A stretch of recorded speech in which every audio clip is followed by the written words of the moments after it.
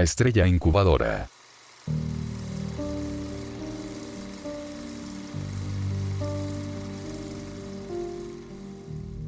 Parte 1. ¿Quién es? Preguntó mi hijo, señalando la alta figura dibujada en la página polvorienta y casi desmoronada. Como reproducción de una reproducción de una reproducción, el libro de historia podría haberse confundido fácilmente con los locos garabatos de los trogloditas en sus cuevas iluminadas por el fuego. Un gran líder, respondí. Pocos recuerdan ya su nombre.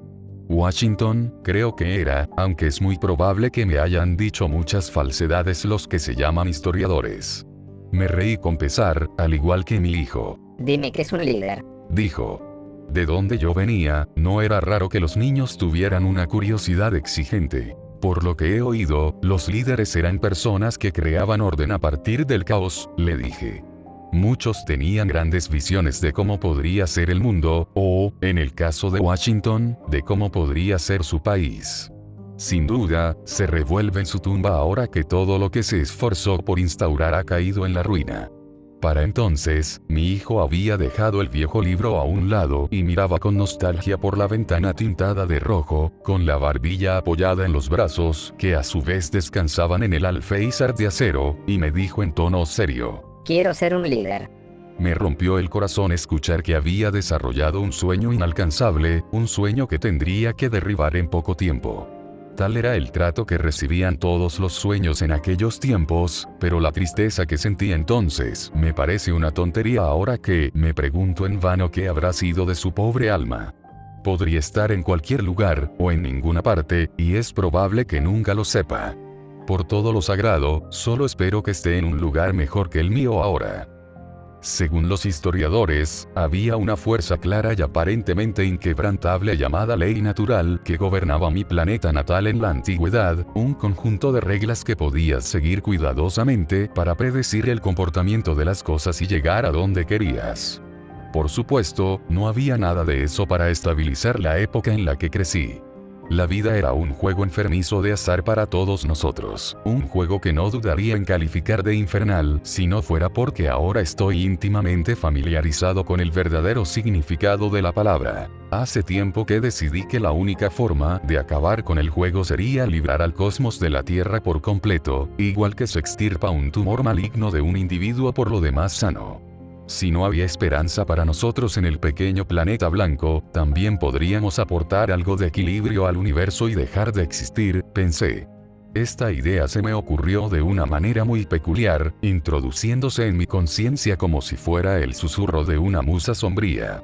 No tenía ni la más remota idea de cómo podía llevarse a cabo dicha idea, pero buscaba una cada vez que se presentaban noches oportunas, cuando el sol dejaba de dispersar su radiación, sin saber lo que podría encontrar, si es que había algo.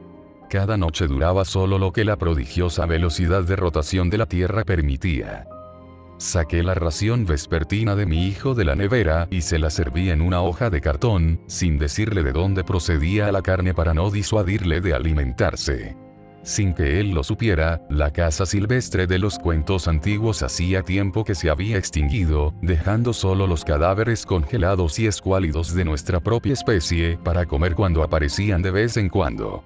Gran parte de mi infancia la pasé consumiendo las sanas reservas de judías y arroz almacenadas en las entrañas de nuestro búnker, pero al ser padre tuve claro que mi hijo no sería tan afortunado. Mentiría si no me arrepintiera de haberlo traído a ese mundo roto en muchas ocasiones. El sustento era cada vez más escaso, así que aquella noche renuncié a mi parte. No es que el corazón humano crudo sonara muy apetecible incluso en mi estado de desesperación. Habría asado la ración de mi hijo si la física hubiera cooperado ese día. Pero, por desgracia, cada intento de encender una cerilla, y mucho menos de prender un manojo de yesca con ella, daba como resultado una conflagración que duraba apenas unos milisegundos, expandiéndose hacia afuera como una bola de fuego y chamuscando los pelos de mi mano antes de desaparecer por completo.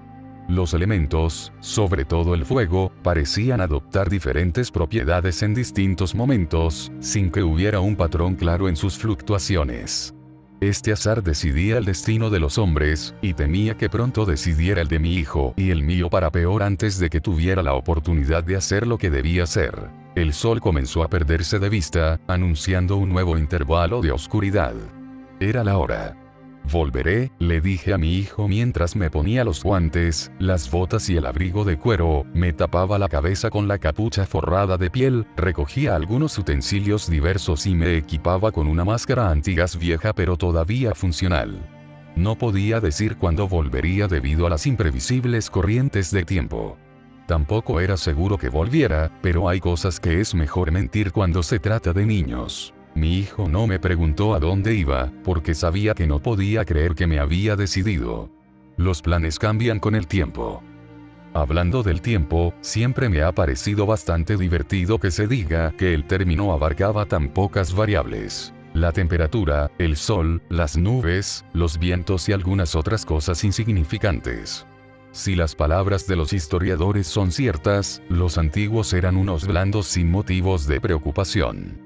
Se enfrentaban a los caprichos intratables de un dios loco y los llamaban tiempo atmosférico, mientras los libros de historia detallan parábolas sobre la naturaleza melancólica de la lluvia, que, según he oído, era un fenómeno en el que caían del cielo pequeñas gotas de agua pura y cristalina. A mí me parece un sueño utópico, nada melancólico. En cualquier ocasión, habría dado cualquier cosa por tener problemas de lluvia en lugar de problemas de tiempo y de física. Por no hablar de los problemas de otros planos de la realidad a los que ahora me enfrento, problemas que no podría etiquetar o nombrar por mi vida, o debería decir por mi muerte, ya que la muerte ha usurpado la supervivencia como mi principal objetivo. Hay cosas oscuras, muy oscuras, que acechan en la negrura entre los cuerpos celestes, y las he visto, las he experimentado, me he perdido en ellas. Dadme todos vuestros días lluviosos, oh, antiguos, y yo os daré todas mis noches acechadas por el demonio. Cuando puse la mano en el pomo de la puerta de acero y presioné con firmeza, la presión en la habitación cambió y un viento feroz aulló a través del hueco recién abierto. Antes de que gran parte de los humos enervantes del exterior llenaran la habitación, me encontré al otro lado y la puerta volvió a estar cerrada. Las ventanas de nuestro espartano refugio en forma de bóveda estaban fuertemente tintadas por una razón: para filtrar los tórridos rayos del sol. Como efecto secundario, el tintado nos impedía ver el paisaje tal y como era en realidad sin salir a la calle. Ahora que volvía a verlo con mis propios ojos, y no a través de ese filtro rojo sangre sin el cual seríamos irradiados lentamente hasta la desfiguración total en los minutos de luz del día, me llené simultáneamente de asombro y temor. Había enormes dunas de nieve barridas por el viento y amontonadas en el horizonte. De muchas de ellas sobresalían altas torres negras, que borraban densos grupos de estrellas con su asombrosa altura. Y luego estaba lo que se conocía coloquialmente como la estrella parodia, una gran luz violeta que ardía en el cielo. La inclinación por admirar su ominosa belleza me resultaba familiar, al igual que el instinto inverso de desviar la mirada para evitar ser atraído por alguna insidiosa trampa. En el pasado, me había enterado de demasiadas leyendas horribles como para no ser precavido. Pero ahora sé por experiencia de dónde proceden esas leyendas. Ahora sé que no fui lo suficientemente precavido. Como siempre, inspeccioné el terreno en busca de una nueva oportunidad para cambiar las cosas de alguna manera, de algún modo. No era raro que las diversas estructuras que me rodeaban cambiaran de posición de la noche a la mañana, o que nuevos objetos aparecieran y desaparecieran con la marea temporal. Me fijé en algo llamativo en la lejanía, pero antes de perder el tiempo analizándolo, saqué mi reloj de bolsillo y le di cuerda al temporizador para que me avisara dentro de 35 minutos, justo un minuto menos de lo que dura una noche completa. Entonces levanté el catalejo de latón que había rebuscado en mi juventud y me esforcé por distinguir la cosa oscura y puntiaguda que descansaba en un valle entre dos montículos de nieve. Me di cuenta de que era un pabellón. Había visto muchos de ellos antes, ya que los historiadores solían aparecer en congregaciones de carpas blancas, siempre cabalgando el río del tiempo para pregonar sus mercancías, que eran curiosidades discutibles en el mejor de los casos, falsificaciones risibles en el peor. Pero este pabellón era negro y solitario. El optimista que había en mí estaba entusiasmado, porque estaba presenciando algo muy prometedor, mientras que el pesimista que había en mí sabía lo peligrosamente lejos que estaba la carpa e hizo que mis músculos se agarrotaran, como para evitar que caminara tras ella. Ninguna protección me salvaría de la luz radiactiva del día si no conseguía volver a casa a tiempo. El sol, por muy calientes que fueran sus rayos dorados, nunca fue suficiente para descongelar el planeta. Pero no te equivoques, nunca dejaron de atravesar el cuero y la carne y los huesos y de otorgar males impíos a cualquiera lo suficientemente tonto como para interponerse en su camino. He visto los resultados de tales envenenamientos, y no eran bonitos, a menos que uno sea lo suficientemente psicótico como para encontrar lo bonito en la necrosis gradual de la piel, la desintegración del cartílago y la putrefacción de la materia gris. Mirando pensativamente mi punto de interés, tomé lo que ahora sé que es la peor decisión de mi vida. Comencé a marchar hacia allí. Para entonces el frío ya me mordía con saña, y pronto una ráfaga colosal amenazó con derribarme, lo que me llevó a anclarme en el lugar agachándome durante un tiempo. El filtro de mi máscara antigas me mantenía con vida, pero el aire seguía oliendo ligeramente a amoníaco y a otras sustancias químicas inhóspitas. Me dolía la cabeza. Las corrientes horarias, por un lado, estaban tranquilas esa noche, como descubrí cuando miré mi reloj de bolsillo y noté que las manecillas solo temblaban ligeramente. Podría haber utilizado las corrientes en mi beneficio si hubiera conocido los secretos de su funcionamiento, pero solo los historiadores y sus maestros los conocían. Se rumoreaba que las Torres Negras tenían algo que ver con todo esto, y que los maestros de los historiadores eran de hecho los mismos extraterrestres responsables de la existencia de las torres. Pero, ¿quién podría saberlo con seguridad sino los historiadores y los propios habitantes de las estrellas? Pensamientos inquisitivos como estos llenaron el tiempo que transcurrió entre mi salida de casa y mi llegada al misterioso pabellón. Las paredes de lona de la tienda se agitaron con el viento cuando me acerqué a ella. Algo en ella me llenaba de temor ahora que podía observarla de cerca. Inquietado por razones desconocidas, habría dado la vuelta y habría huido allí mismo, pero la curiosidad y la esperanza seguían ardiendo en mí. En contra de mi buen juicio, me acerqué sigilosamente a la trampilla de entrada, la aparté lentamente y contemplé la extraña presencia que había en su interior. Sentado en la rejilla metálica oxidada de un catre sin colchón, había una figura con túnica y capucha, con la cabeza entre las manos, una figura que supuse que era masculina. La túnica, que le quedaba grande, le cubría todo excepto las manos pálidas. No parecía llevar una máscara antigas, por lo que me desconcertó cómo se las arreglaba para respirar libremente la atmósfera tóxica. Más interesante que el propio ser extraño era el espejo, grande y triangular, situado en una especie de caballete detrás de él. Me hipnotizó, pues no se limitaba a reflejar lo que tenía delante, sino que era una auténtica ventana a las profundidades amorfas del espacio. Vi en su superficie una nebulosa estelar de muchos colores, mientras me confundía cómo podía ver algo tan claro a través de lo que parecía ser un simple espejo con marco de plata. Unos cuantos candelabros de hierro forjado estaban dispuestos a lo largo de los márgenes del pabellón, y sobre sus velas danzaban llamas de otro mundo que me parecieron del color de un rayo. En otro mundo tal vez los habría calificado de hermosos, pero en aquel momento eran, para mí, terriblemente evocadores de la estrella brumante. Evocaban todos los sentimientos indeseables de impotencia y náuseas que yo asociaba con la luz violeta del cielo, solo que a menor escala. Fue en su enfermizo resplandor cuando noté un lazo enroscado bajo el catre. La respiración superficial de la figura era su único movimiento. En ese momento empecé a perder los nervios, con el incómodo silencio y el aspecto eldritch de todo lo que estaba contemplando. Volví a consultar mi reloj de bolsillo. Quedaban 20 minutos. Necesitaba 15 para volver a casa, por lo que apenas me quedaban 5 minutos. ¿Qué podía hacer en 5 minutos? Me pregunté. Cuando no se me ocurrió ninguna respuesta, solté la trampilla de entrada y le di la espalda al pabellón. Fue entonces cuando oí una voz fría y hueca que me llamaba en un extraño susurro desde el interior de la tienda que estaba detrás de mí. Padre. Me detuve en seco. Padre. Dijo de nuevo, su llamada cansada traicionaba tanto la euforia como la desesperación como podía. Volví a la tienda, esta vez entrando hasta el fondo y encontrándome cara a cara con el extraño ser.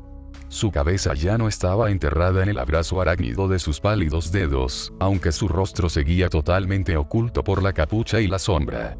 Su aliento era visible en el aire gélido y goteaba inquietantemente de donde debería haber estado su boca. Llevo toda una vida esperándote, padre.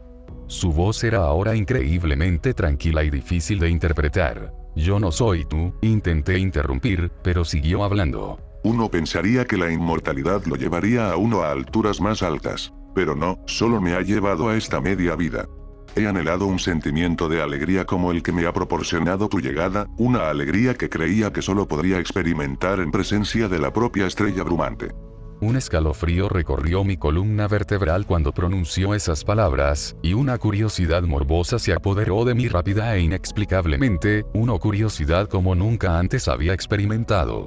Esto me llevó a preguntarle, ¿qué sabe usted de la estrella brumante, y cómo es posible que sepa algo de ella? En el pasado había tratado con escepticismo las leyendas de que la estrella era una especie de inteligencia maléfica que sondeaba las pesadillas de las desventuradas víctimas, aparentemente en busca de algo, como un demonio que busca un cadáver para poseerlo. Sin embargo, no se podía negar que era algo más que una luz extraña con propiedades desconcertantes. Me habla. Dijo el ser. Por ese privilegio renuncié a la capacidad de hablarle, ya que no le gusta que lo desafíen sino los ignorantes. Renuncié a mi humanidad, a mi rostro, por esta miserable existencia, por la oportunidad de, ¿qué era?, poner orden en el caos. Dejó escapar un suspiro infrahumano. Tanto tiempo he llevado esta vida muerta que mis propios deseos han sido casi eclipsados por la oscuridad andrógina, la luz caótica, A medida que el ser descendía en un paroxismo de murmullos enloquecidos, escalofríos y gemidos, sentí repulsión por él, aunque ahora pensaba inconscientemente que era algo más que un ser. Era un mensajero, un profeta, un oráculo, pero seguramente no de santa influencia o ejemplo. Era, en ese momento, la criatura más impía que jamás había visto, y sin embargo también había compasión en medio de mi repulsión. No debería estar aquí, dije con un poco de pánico. No hay nada para mí aquí. Yo, lo siento, solo tengo que... ¿Quieres saber su verdadero nombre? Intervino el oráculo. Puedo sentir tu deseo. Antes de que pudiera decirle lo contrario, profanó mis oídos y mi alma con una expresión distorsionada que me atrevo a decir que ningún mortal habría sido físicamente capaz de repetir. Era el inefable apelativo de la estrella brumosa, la temible firma de una presencia alienígena irremediablemente más allá de la comprensión humana. El ruido despertó en mis sentidos completamente nuevos, inundando mi conciencia con estímulos extrasensoriales indescriptiblemente ofensivos, una sensación que compararía con la de ser despertado de un sueño muerto, al no haber experimentado nunca antes la vigilia, por la avancée más pesadillesca imaginable. Fue entonces cuando supe que me había topado con algo que mi especie, o cualquier cosa endémica de la tercera dimensión, para ser más exactos, nunca debió conocer. Me había expuesto a un mal que confirmaba una cosa a mis ojos. Mi pequeño planeta blanco había sido totalmente abandonado por Dios, dejado a merced de cosas a las que ni siquiera él se atrevería a enfrentarse. Buenos días, grité con delirio, retrocediendo hacia la entrada para poder escapar. ¡No!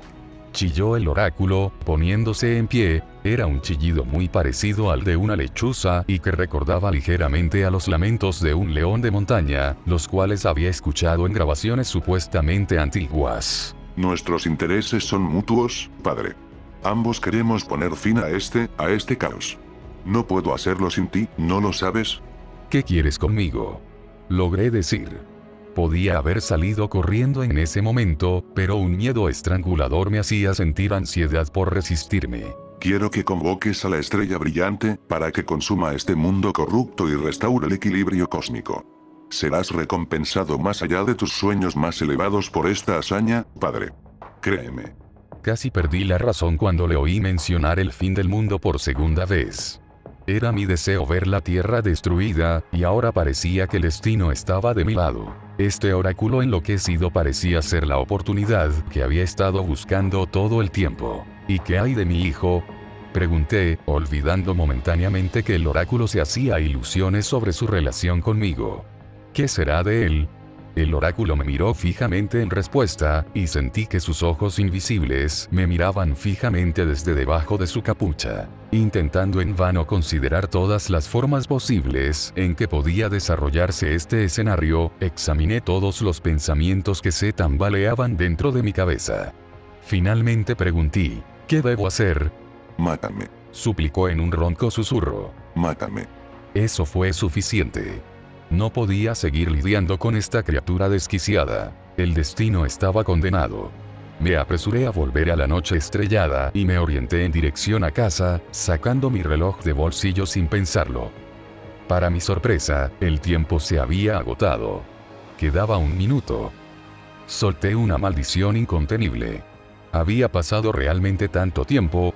Me di cuenta de que podría haber perdido completamente el contacto con el tiempo mientras estaba bajo la influencia del asqueroso nombre de la estrella abrumante, o tal vez una tormenta temporal se abrió paso sin que yo lo supiera. El pánico se apoderó de mí. Si iba a acabar muerto independientemente de mi próximo movimiento, ¿qué otra opción tenía sino volver atrás y acceder a la loca petición del oráculo?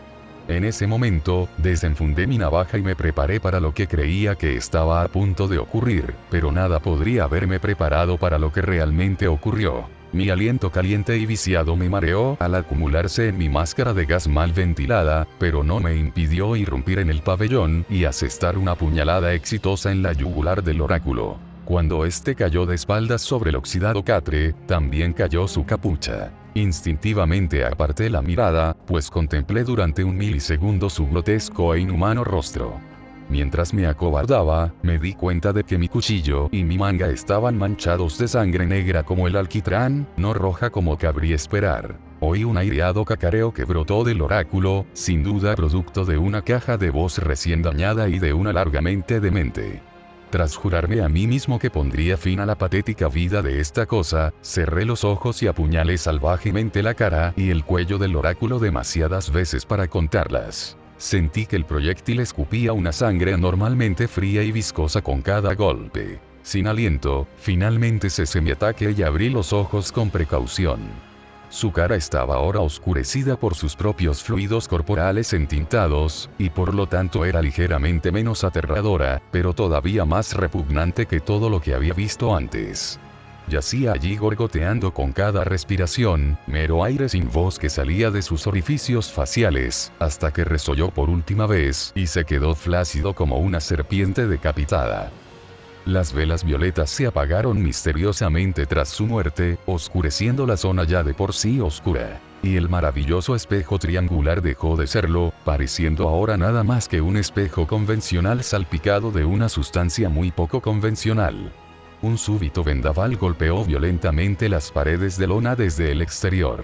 ¿Qué he hecho?, murmuré para mis adentros. Me dirigí al exterior y miré a mi alrededor, notando inmediatamente que la estrella brillante no se veía por ninguna parte, aparentemente extinguida o reubicada. No entendía cómo su luz había podido desaparecer tan rápidamente, ya que la teoría de la relatividad, o una interpretación errónea de la misma, al menos, no me era ajena. Por otra parte, si había algún lugar en el que pudiera romperse el límite máximo de velocidad del universo, habría sido en torno a esa maldita parcela de espacio-tiempo de la que yo procedía. Mi reloj de bolsillo empezó a sonar estridentemente, anunciando una ola de pánico y presagiando mi perdición. La muerte era ahora inevitable, aunque tenía la posibilidad de elegir cómo acabaría. Envenenamiento por radiación, envenenamiento químico, pérdida de sangre o quizás hipotermia. Antes de que pudiera reflexionar sobre mis opciones, el sol abrasador se asomó por el horizonte. Levanté el brazo para proteger mis ojos de la dura luz crepuscular que me puso de rodillas, sabiendo en el fondo que sus dañinos rayos me estaban perjudicando. Pero la terrible luminosidad duró poco, pues algo exponencialmente más vil pronto eclipsó el ardiente orbe desde abajo y sofocó su luz. En el momento en que bajé el brazo, me arrepentí de todo, de cada decisión tomada hasta ese momento y de cada minuto que seguí viviendo. Cegadora en su horror, una gran masa con tentáculos se elevó desde el horizonte, un indudable destructor de mundos, extendiéndose como un cáncer por el cielo carmesí. Ya no había un amanecer del que hablar, sino un amanecer infernal, un brote de antinaturalidad no adulterada que solo podía proceder de las esferas más bajas, frías y oscuras de la existencia. La masa que se retorcía era una tormenta en sí misma. Cuando miro hacia atrás, aquellos recuerdos distorsionados y nauseabundos, recuerdo los relámpagos que se producían en los huecos de su colosal y enmarañado cuerpo. Pero, por encima de todo, era una abominación. Todo en él era un insulto para el mundo que ahora dominaba.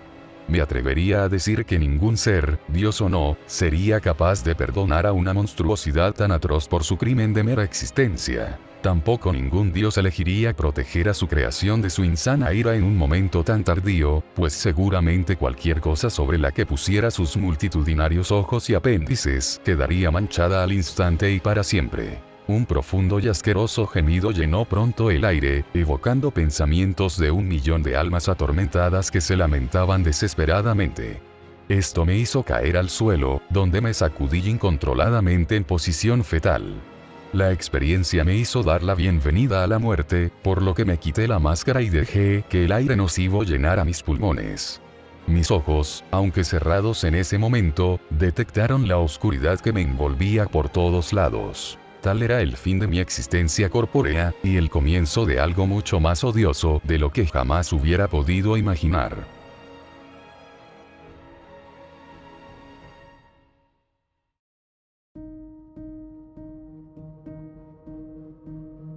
Parte 2. Mi alma, a falta de una palabra mejor, sobrevivió al cataclismo, mientras que sospecho que el destino de mi cuerpo fue ser digerido en las profundidades cavernosas de la estrella abrumante. Me resultaba difícil reflexionar sobre cómo podía ser esto, cómo podía ser consciente, sin recurrir a las imágenes mentales más horribles, las que representaban el tejido de mi cerebro entretejido con los zarcillos carbonizados y cancerosos de la estrella, sus señales fluyendo a través de mi sistema nervioso expuesto y sometiéndome así a su misteriosa voluntad, además de proporcionarme una entrada sensorial que formaba una realidad artificiosa e ilusoria. La claridad con la que se me presentó esta idea fue, cuando menos, inquietante. Me gustaría decir que la estrella me habló, pero creo que sería más exacto decir que de repente supe cosas que antes me eran desconocidas. Una multiplicidad de hechos extraños y oscuros, algunos demasiado horribles como para detenerme en ellos. Ahora sabía que la estrella brillante nunca fue una estrella, sino que solo lo parecía por la forma en que reflejaba la luz del sol, una ilusión muy parecida a la que me producían los cuerpos planetarios cuando era niño. Su verdadera forma era siempre ese caótico amasijo de miembros malignos, que se enroscaba y enrollaba perversamente en el vacío del espacio como si fuera un virus en un vasto protoplasma, cambiando de forma para absorber eficazmente la energía de las estrellas. También sabía que el oráculo que había asesinado tenía un gran significado a los ojos de la estrella, un significado del tipo que se espera que un dios considere a su profeta elegido. Este hecho me hizo temer abrir los ojos, sabiendo que podía haber asesinado a la mano derecha del trono afótico y haber enfadado al propio monarca tenebroso. De hecho, parecía haber una especie de monarquía que mantenía unida a esta dimensión maldita. El cuerpo celestial viviente a la cabeza de esta monarquía, el azote retorcido cuyo nombre coloquial nunca ha sido más que una débil concesión a la insuficiencia del lenguaje, era mucho más antiguo y más grande que la humanidad como para mirarnos con indiferencia y crueldad, como un niño a las hormigas. Tal vez siempre hayamos sido monstruos depravados para las hormigas, mientras que nosotros nos creíamos justos y rectos. Tales fueron mis reflexiones en la oscuridad. No puedo decir cuánto tardé en abrir finalmente los ojos, pero puedo recordar con bastante claridad el suceso que derritió mi miedo. Una gota de lluvia golpeó mi frente. Mis ojos se abrieron de golpe. Por los cielos, el oráculo decía la verdad, me maravillé, completamente aturdido. En ese momento creí que había sido recompensado más allá de mis más elevados sueños, pues yacía en un campo cubierto de hierba bajo un cielo azul parcialmente nublado que lloraba de alegría. Era un idilio que superaba mi definición personal del paraíso. Ninguna de las cosas impías que circulaban por mi cabeza importaba ya. Me excusaba para ahuyentarlas, calificándolas de meras aberraciones sin sentido y dando crédito a la posibilidad radical de que la estrella paredera no fuera del todo maligna. Cuando me levanté, vi una colina verde ante mí, en cuya cima estaba posiblemente el árbol más hermoso jamás concebido, con sus hojas verdes aún más verdes que la rica vegetación que las rodeaba. Me lancé con el cuerpo hacia la colina de tanto amor por lo que estaba viendo. ¡Qué verdor tan espléndido y fantástico! Había escuchado historias sobre el color verde, un color demasiado fresco y genial para la corrupta tierra de la que procedía, pero verlo con mis propios ojos, no podría expresar la sensación con palabras, aunque el destino eterno de mi alma dependiera de ello. Desde lo alto de la colina pude ver un pequeño caserío de 7 u 8 edificios con tejados de pizarra, así como un desvencijado molino de viento que lo vigilaba como un guardián silencioso. Me apoyé en el árbol del centro de la colina y miré hacia arriba. Manzanas. Tantas manzanas, de un rojo brillante y seductoramente apetecible. Extendí la mano temblorosa y con un cuidado casi reverencial, arranqué una de la rama más cercana y le di un buen mordisco a su carne crujiente. A continuación, me arrepentí. La fruta era chocante e insoportablemente amarga. No, era algo totalmente distinto, algo peor, algo que parecía desencadenar todos los reflejos de seguridad de mi cuerpo. Tras escupir la sustancia extraña y dejar caer la manzana al suelo, vi que estaba negra y manchada por dentro. Esta visión, así como la oleada de vómitos y arcadas violentas que me sobrevino inmediatamente, me llevaron a concluir que la fruta era absolutamente maligna. No sé cuánto tiempo tardé en recuperarme exactamente. Pero debió ser al menos una hora. ¿Qué dice el fruto de esta tierra de la propia tierra, el suelo que alimenta este maldito árbol? Pensé. Mientras estaba tumbado con la espalda apoyada en la hierba, mi mente empezó a regresar a lugares que nunca pensé que volvería a visitar. El cielo se oscureció en proporción al oscurecimiento de mis pensamientos, perdiendo así su azul celestial. Me di cuenta de que, aunque el cielo se comportaba como si el sol se estuviera poniendo, no había ningún sol a la vista, y ya no había ni una sola nube tras la que pudiera esconderse. Mi mente abatida se llenó entonces de pensamientos sobre mi hijo. ¿Qué destino podría haberle ocurrido? Me pregunté. Antes del fin de mi vida física, dudaba de que pudiera haber un destino peor que vivir en la Tierra, un mundo que asumo fue completamente destruido. Fue mi elección destruir el mundo, y aunque lo considero un terrible error por mi parte, no puedo hablar por mi hijo. No sé cómo se siente, o si se siente, y probablemente nunca lo sabré. Pronto me di cuenta de que había esperanza, aunque escasa, en la pequeña aldea que veía desde la cima de la colina. Esta esperanza fue suficiente para ponerme en pie temblorosamente y dirigir mis ojos hacia los edificios en la distancia. Noté una cierta insensibilidad en el asentamiento que no había percibido antes. En particular, el molino de viento giraba con una inquietante lentitud que provocaba sensaciones vertiginosas si lo miraba demasiado tiempo. Me dirigí hacia allí por desesperación, y cuanto más me acercaba a dicho molino, más consciente era de su desagradable torpeza, ya que los zancos que formaban su estructura me recordaban a una amalgama de esqueletos de madera aferrados unos a otros. Cuando me encontré más allá de la puerta de hierro corroída y en medio de los edificios que constituían la aldea, barrí la zona con la mirada en busca de vida o cualquier otra cosa de interés, una práctica que perfeccioné durante mis muchas noches terrestres de antaño. Por lo que pude ver, no había más que negrura tras las ventanas y la nada en el fondo del pozo, que marcaba el centro del asentamiento. Era aparentemente un pueblo fantasma, un lugar que en el fondo sabía que era incapaz de cumplir alguna de mis esperanzas. No obstante, resolví revisar cada edificio a mi alrededor bueno, tal ha sido el tema de mi existencia. Nunca he sabido exactamente qué buscar, o si alguna vez hubo algo que valiera la pena buscar. Para empezar, la primera casa en la que entré casi me rogó que me fuera. La pared de aire mohoso que me recibió, sin duda un subproducto de las manchas negras que vi carcomiendo las alfombras enmohecidas y las paredes de madera, me dejó medio asfixiado. Si el crepúsculo no hubiera iluminado gran parte del lugar a través de la única ventana del salón, estoy seguro de que me habría encontrado en la más absoluta oscuridad, pues eso es lo que encontré en las habitaciones y armarios periféricos. Una oscuridad tan densa que me habría asfixiado en ella. No encontré nada útil. El siguiente puñado de edificios que revisé, que incluía una botica abandonada y un cobertizo infestado de telarañas, entre otras estructuras más inclasificables, no eran más acogedores. Me pareció distinguir la vaga silueta de un cuerpo de varios brazos, apenas humano, que se descomponía bajo un siniestro montón de polvo. Pero decidí que podía ser una ilusión, pues mi imaginación se volvía más extraña a medida que las sombras se alargaban. La última vivienda que registré era la más grande del asentamiento, llena de habitaciones de las que no pude discernir el propósito, así como algunas que indudablemente se utilizaban para actividades de tortura, a juzgar por las manchas de sangre cerca y los artilugios draconianos con púas.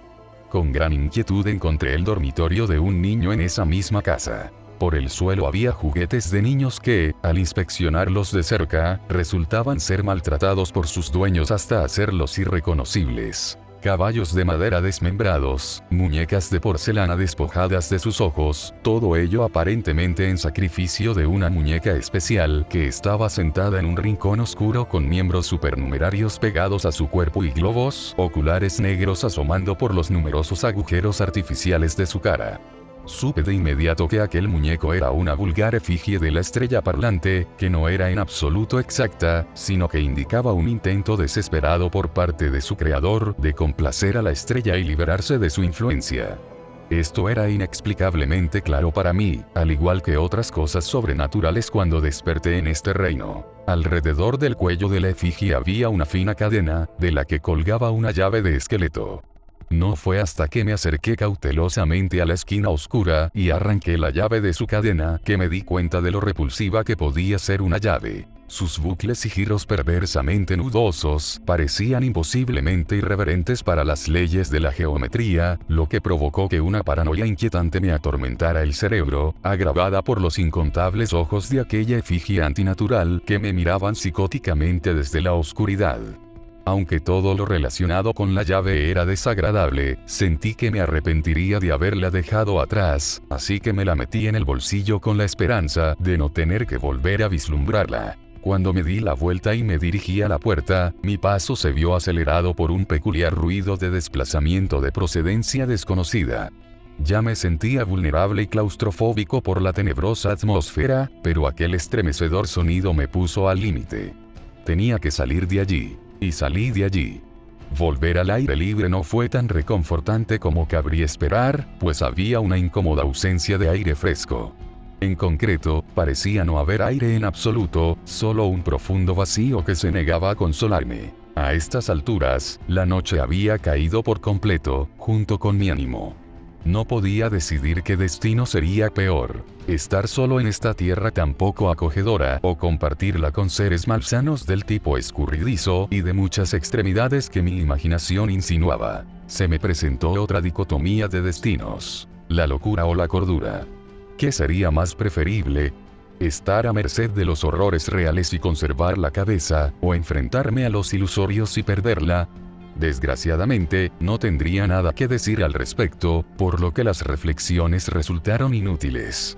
Vagando sin rumbo por la plaza central de la aldea, me atormentaban voces débiles e indescifrables. Estuve a punto de confundirlas con el viento, hasta que recordé que no había viento. Puse el oído en el suelo muchas veces y en muchos lugares, con la esperanza de localizar la fuente de estas voces, sin éxito. Finalmente, noté que las voces se volvían más apresuradas y demoníacas cada vez que pasaba por el pozo central, por lo que me acerqué a él. Entonces me pareció obvio que este pozo era la fuente de los susurros. Puse las manos en su borde de piedra, algo viscoso, y miré hacia abajo, como hice la primera vez que atravesé las puertas de la ciudad fantasma, esta vez con más intención. Volví a ver solo oscuridad, y olí vapores metálicos que recordaban a la sangre y que surgían de las profundidades. Fue entonces cuando lo oí. Los susurros exclamaban por un padre. ¿Podría ser? Me pregunté. ¿Podría ser mi hijo, atrapado en las profundidades de este miserable lugar? ¿O podría ser el oráculo delirante que debería estar muerto? ¿Cómo está sucediendo esto? ¿Cómo está sucediendo esto? Comencé a gritar hacia el interior del pozo. No hubo respuesta comprensible, solo susurros incorpóreos cada vez más impacientes. Los vapores mortales empezaron a afectarme de forma extraña, haciéndome sentir mareado y desganado. Una repentina debilidad se apoderó de mí y me obligó a utilizar el borde del pozo para apoyarme. Para mi pánico, esta debilidad se agravó hasta que, al cabo de un minuto más o menos, me quedé casi paralizado y totalmente privado de equilibrio, dejándome a merced de la gravedad, que no tuvo piedad y se encargó de que me deslizara indefenso hacia las fauces del pozo. Hubo un chapoteo y una serie de sensaciones de crujido al chocar con el suelo. De hecho, sentí como si me hubiera roto todos los huesos del cuerpo. Abrí los ojos y vi el charco de agua en el que estaba postrado, que era bastante poco profundo, pero oscuro como se decía que era el río Estigia. Levanté la cabeza a pesar del dolor que me producía e hice un débil intento de observar mi entorno. Dejando de lado el sentido óptico, ya sabía que estaba en una especie de cámara húmeda solo por la reverberación y la humedad. Fue con la vista que discerní el resto de la naturaleza de dicha cámara, y su naturaleza era repugnante más allá de las palabras. Me rodeaban jaulas como las celdas de un panóptico del que yo era el ojo central. Criaturas de indescriptible repugnancia se convulsionaban impacientemente en estas jaulas, con el castañeteo de los dientes, el temblor de los miembros, sus laringes podridas dando rienda suelta a deseos insanos ahora que percibían una presa vulnerable en medio de ellas. Sabía que los aborrecibles y tortuosos lamentos no terminarían nunca hasta que liberara a estos blasfemos horrores de sus míseros recintos para que hicieran conmigo lo que quisieran. Reconocí de inmediato los agujeros de las cerraduras de las jaulas y mi mano se dirigió a la retorcida llave que llevaba en el bolsillo para someterme voluntariamente al menor de los dos horribles males.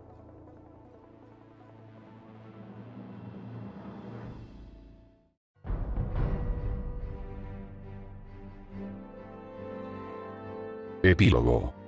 Esta realidad tiene todas las características de un pensamiento grande y terrible que ocurre en una máquina grande y terrible. La máquina biológica que es la estrella bruja. Pero, ¿qué hay de la realidad que antes habitaba? Era simplemente otro pensamiento en otra máquina. No importa. La filosofía no me salvará, pues he sido hechizado con más de 1000 maldiciones, una de las cuales centuplica la potencia de mi memoria. En mi vida anterior lo habría considerado una bendición, pero aquí y ahora me causa una gran agonía. Cada 7 años, estas cosas, mis salvajes amos, me obligan a revivir los horrores de mi pasado, a novelar mi trauma, para que sus actividades de tortura y tormento puedan ser inmortalizadas y consideradas favorablemente por la estrella paralela. Todas mis pruebas, la manzana manchada, la efigie desgarradora, el pozo nocivo, las otras de las que he escrito en otra parte, fueron diseñadas, formuladas por los subordinados de un verdadero dios interestelar. Resido de rodillas en una habitación amueblada con un altar de piedra sobre el que descansan pilas de vitela gris y enfermiza, un tintero vítreo y una pluma de cuervo.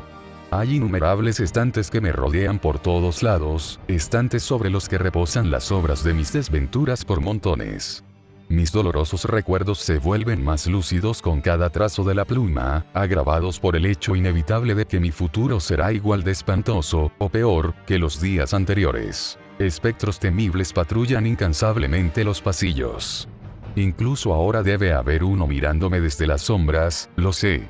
Las maldiciones impiden que caiga en una cómoda locura, como lo han hecho los seres que me rodean, dejándome mirando con anhelo por encima del borde de la demencia, cada segundo de cada momento, rogando en silencio por el olvido. Dadme todos vuestros días lluviosos, oh, antiguos, y yo os daré todas mis noches embrujadas por los demonios.